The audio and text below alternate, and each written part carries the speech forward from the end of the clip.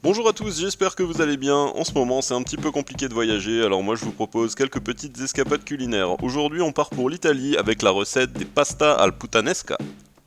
Cette recette est originaire de la ville de Naples en région Campanie. Alors je vais pas vous faire une traduction littérale de puttanesca parce que c'est pas très poli, mais si vous avez un peu l'esprit mal placé, ben dites-vous que c'est exactement ce que ça veut dire.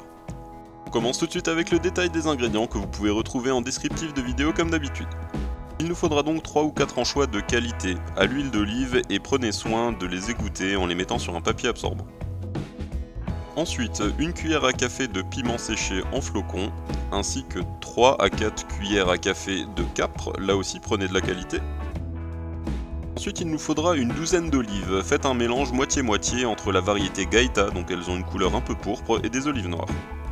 Il nous faudra également 2 gousses d'ail ainsi que quelques feuilles de basilic, mais vous pouvez prendre du persil plat, aucun problème, c'est pour la déco. Pour terminer, il faudra 4 à 5 tomates pelées au jus de la variété San Marzano si vous pouvez. C'est parti pour le poste de découpe. On va commencer avec nos olives, prenez soin de les dénoyauter et ensuite l'opération ce sera simplement de les hacher très grossièrement, simplement pour qu'elles rendent un petit peu de jus dans la sauce.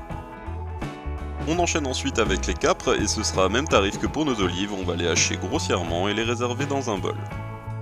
Continue avec nos 2 gousses d'ail, donc enlevez-leur la chemise et ensuite avec le plat du couteau, faites comme moi et écrasez-les légèrement. Le but là aussi c'est un petit peu de les fendre de façon à ce qu'ils rendent beaucoup de saveur. On termine avec nos tomates pelées au jus, mettez-les dans un grand saladier et ensuite avec vos petites mains toutes propres, vous allez les écraser de façon à obtenir quelque chose d'assez puréteux. Si j'ai un conseil à vous donner en ce qui concerne les sauces tomates cuisinées, c'est de toujours utiliser des tomates pelées au jus. Croyez-moi, ce sera bien meilleur que ce que vous trouvez en magasin et vous pouvez les ajuster à votre façon, ça prend un rien de temps. On enchaîne avec le poste de cuisson, mais avant de débuter, moi je te propose de t'abonner, ça me fait super plaisir et ça me rapportera jamais une montagne de fric. On y va, faites chauffer un faitout à feu fort et ajoutez-y 4 cuillères à soupe d'huile d'olive extra vierge une fois qu'il est bien chaud. On va commencer par incorporer nos 2 gousses d'ail, elles vont donner du goût à l'huile d'olive, ce sera parfait.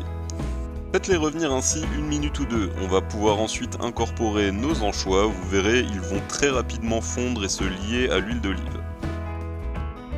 Vous pouvez maintenant basculer sur feu moyen faible et incorporer vos capres.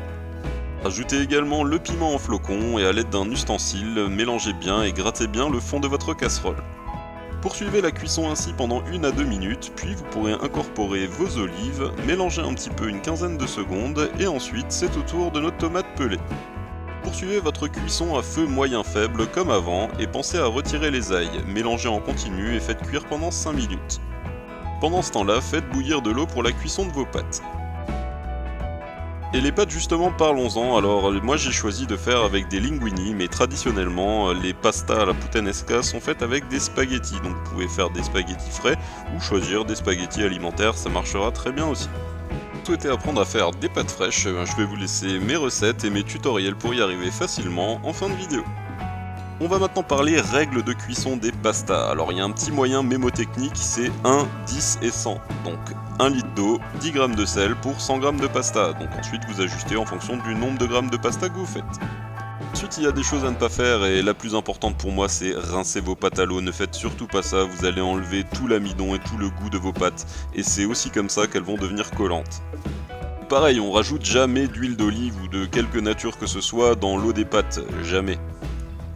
Et donc faites cuire vos pâtes tout en continuant à mélanger notre sauce à la puttanesca. La bonne cuisson des pâtes avant de les retirer de l'eau, là, c'est en gros elles doivent être encore un peu croquantes, mais pas al dente, un peu avant encore. Par exemple, si vous utilisez des pâtes alimentaires, c'est 2 minutes avant la cuisson recommandée sur le paquet. Lorsque vous avez la bonne consistance, coupez le feu et sortez-les pour les transvaser directement dans la sauce puttanesca. Rajoutez également une petite louche d'eau de cuisson des pâtes, ce sera pour poursuivre la cuisson de celle-ci dans notre faitout. On continue donc de faire cuire nos pâtes dans notre sauce directement pendant environ 2 minutes. Là, le principe, c'est d'arriver à la cuisson al dente parfaite. Lorsque vos pastas sont al dente, coupez le feu, c'est parfait comme ça, on arrête tout et on passe au dressage. Et voilà, c'est prêt, pasta à la puttanesca. Alors, si vous aimez le fromage, vous pouvez tout à fait rajouter un petit peu de pecorino sur le dessus, ou un petit peu de parmesan, pourquoi pas, mais moi personnellement, je le préfère nature. Pensez également à rajouter un petit peu de basilic ou un petit peu de persil plat pour la déco, c'est toujours plus sympa. En tout cas, moi je vous remercie d'avoir regardé cette vidéo, laissez-moi un petit pouce bleu, ça fait toujours plaisir, et je vous dis à bientôt pour une nouvelle recette. Les bises, ciao!